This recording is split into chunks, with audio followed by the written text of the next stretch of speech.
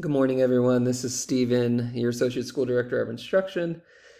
I am making this video today just to kind of share some updates that we got in the middle of the day yesterday from the home office in regards to creating your class links for Teams.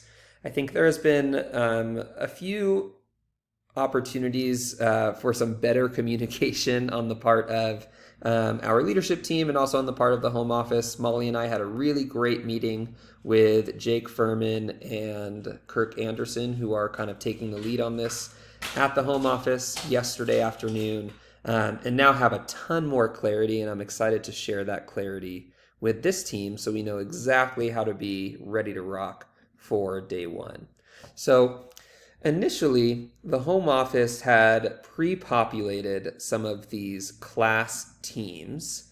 And if you click this Teams logo on your Microsoft Teams, you could see, you'll probably see your own. I could see a couple that I was invited to just from those people that I coach. So for instance, here's Victoria Combs Advisory.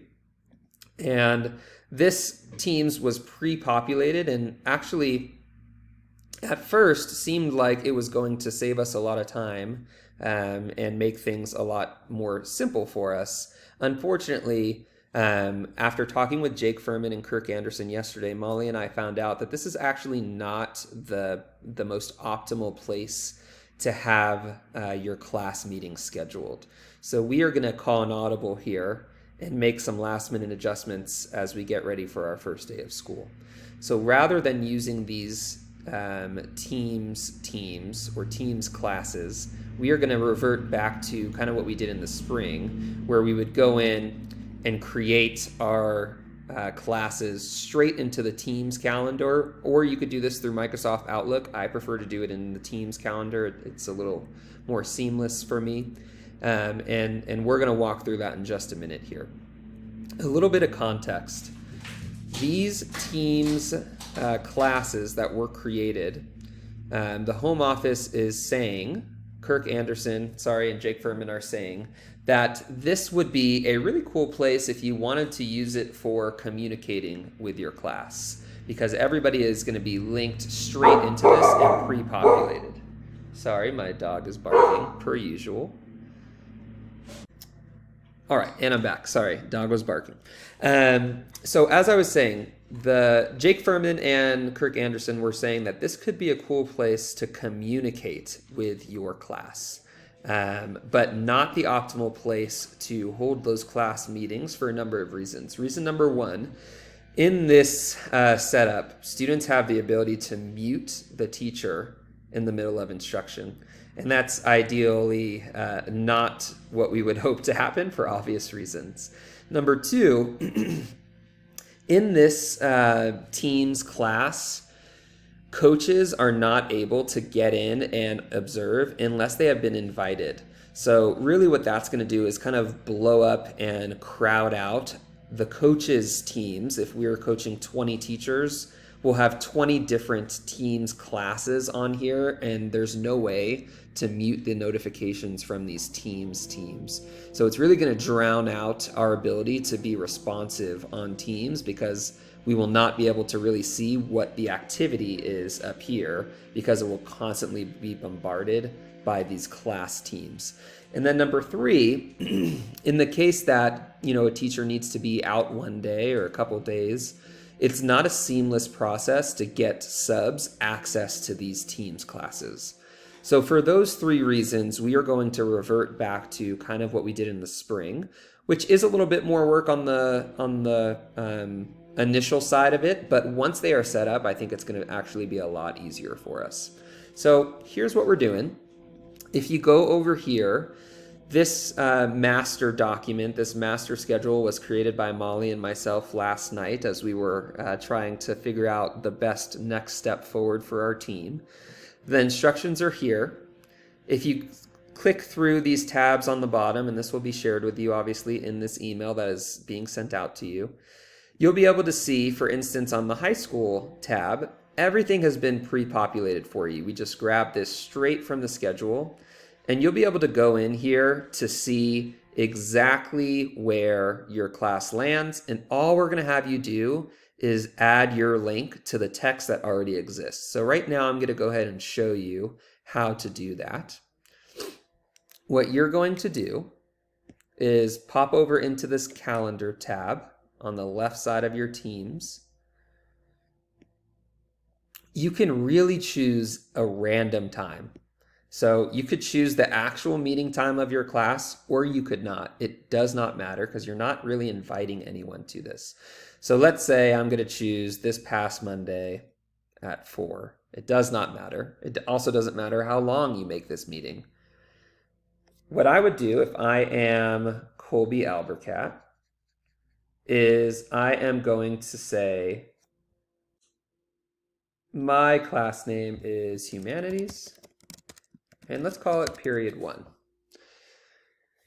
And then from there, I am going to invite only my coach to this meeting.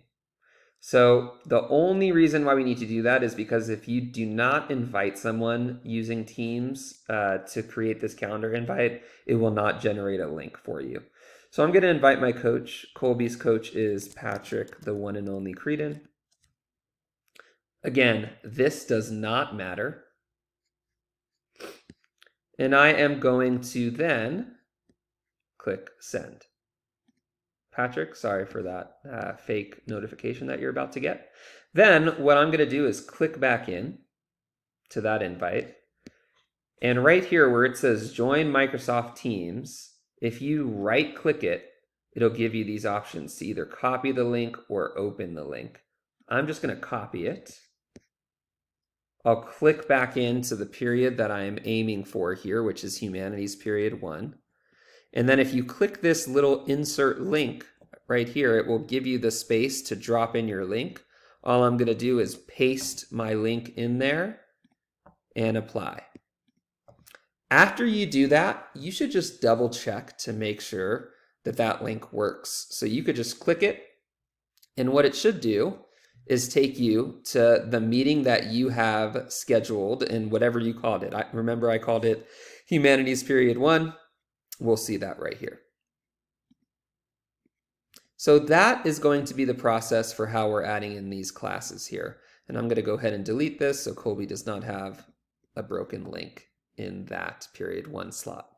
The other piece will be to add your advisory, and it's going to be the same thing. If you're using the college name for your advisory, go ahead and drop that in there. If not, if you're calling it Albercat's Advisory, same thing, you would create a link for it and go ahead and drop it in there. It's really important that you create a link for each of these sections. So don't just use the same link for period 1, period 3, period 4, period 5.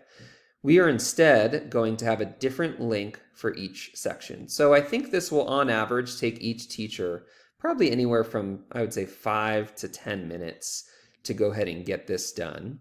We are asking that this is done by the end of day on Friday of this week. So that is the end of day on Friday, August 21st. Molly and myself will be doing audits each afternoon, starting today, going through tomorrow afternoon, and then finally ending on Friday afternoon, just to make sure that all the links are in here. Here's where it's going to be really beneficial to have a different link for each period. So let's say here's my coaching Google Classroom. So let's say this is my actual class, and let's use Colby Albercat as an example still. If I am Colby, I want to go ahead and share the link that I just pasted right here. So what you could do is you could say, hey, period 1 Humanities, this is the link to join our class session each day on Teams. Then you could go ahead and post. Sorry for all of my coachees who are going to get this notification. Now, if I'm a student, and I say, oh man, I forgot where that link is, I could just go straight to the Google Classroom. It'll pop up. And now I am in Humanities Period 1. So that is going to be our process here. And I think this will be a really easy way for students to be able to find exactly where they need to go because the link will be posted in their Google Classroom for them. This will also be an easy way for subs to be able to find exactly where they need to be when they are covering a class for you.